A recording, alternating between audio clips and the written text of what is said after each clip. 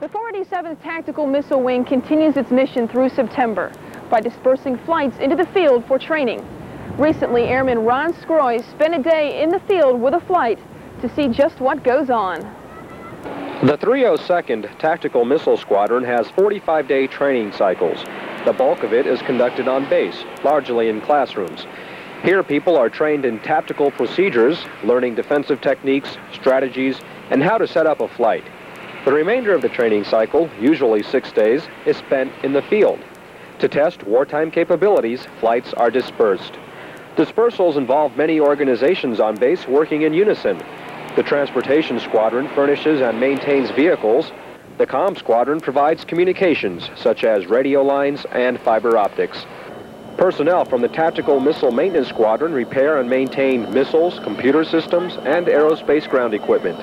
Supply provides and has readily available consumables and the War Reserves Kit, mission-essential wartime items like circuit boards, filters, lights, etc.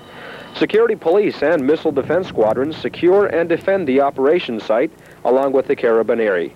In all, 70 to 75 people constitute a flight. There are 4 flights on base, the Alpha, Bravo, Charlie, and Delta. Each flight is dispersed about 8 times a year.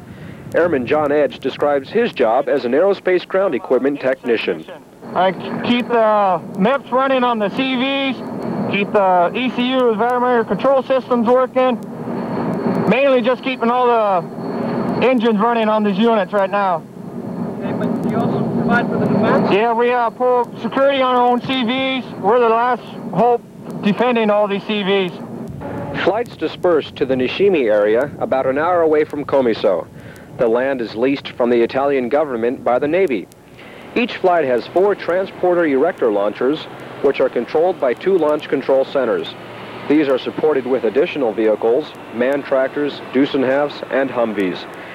Out in the field, flights are subject to several wartime scenarios. Maintenance and supply have their skills put to the test by repairing or changing parts in vehicles, missiles, or any equipment. Medical technicians treat victims for heat stroke, food poisoning, or the wounded. The Comm Squadron repairs severed communications or may be called upon to set them up instantly. If a nuclear bomb detonates, members must plot the impact. Will the fallout affect the mission? If so, the flight must pack up and move elsewhere. The last major scenario a flight could encounter is a chemical attack. The enemy drops blister, blood, or nerve agents on site. Alarm red is immediate. Members take shelter and don all articles of chem gear. When the attack is over, the alarm goes to black.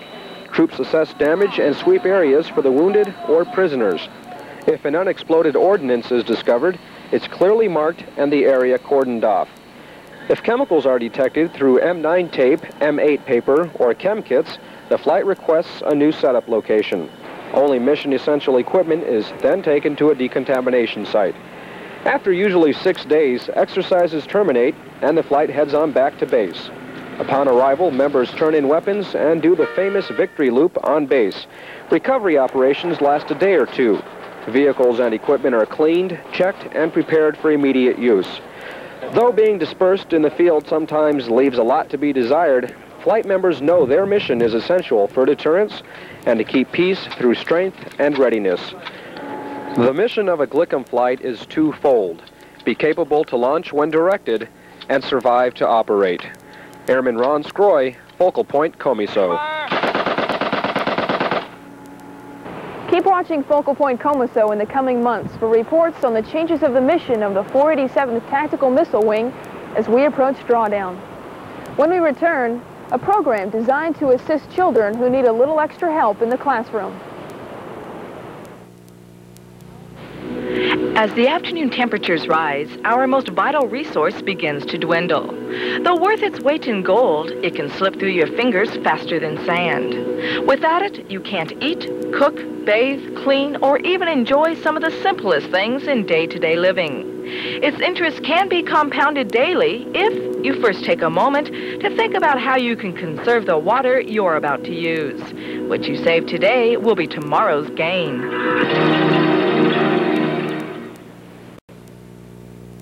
The Air Force Assistance Fund campaign runs through the end of this month. Unit key workers have all the information you need to make your contributions through cash donations or payroll deductions. Watching your child grow from an infant to school age becomes heartwarming at first thought. However, if you notice a child who doesn't seem to follow developmental growth patterns with his or her peers, your second thought might be given to Comiso's DODDS Child Find program. Air Force Sergeant Susan Kyle has more. Any person or any agency that's aware of a child who appears to need special help, please call it and give us the parent's name or the child's name, and then we take it from there. Child Find is a program open to the community to help the school take a closer look at a child who may need special assistance with speech, physical abilities, or clearly understanding simple concepts. While it's always a good idea to have your child's eyes or hearing checked, if you notice a delay in developmental growth, there could be other areas that are hindering the child. Inexperienced with young children, first-time parents often overlook something like articulation because they're used to hearing the child talk that way from the beginning. When a child is referred to the school, a lengthy process of extensive observations are made. There are many areas, their motor development, and their cognitive development, and their language development, their socialization skills, and other adaptive behavior skills. How do they interact with peers, and how do they function on the playground? How are they doing as far as learning to say please and thank you and ABCs and nursery rhymes? So for the younger kids, we look at the whole scheme of things. For school-aged children, DODDS is required by law to involve parents, the school nurse, counselor, administrator, teacher, and a special ed person to get a good picture of the child, and prevents just one observer from saying, yes, this kid is special ed, let's put him in the program. However, if a child is identified with a need for special education, each is tailored to assist the child to speak more clearly, read with better comprehension, or help understand classroom lessons by altering the presentation, depending on the need of the child. If you're concerned about your child's developmental growth because they're not progressing at the same rate as their older brother or sister did, or perhaps through discussions with neighbors or friends, you notice a difference in trends within the same age group as your child's, call the school for more information on Child Find. I'm Air Force Sergeant Susan Kyle, SCB News.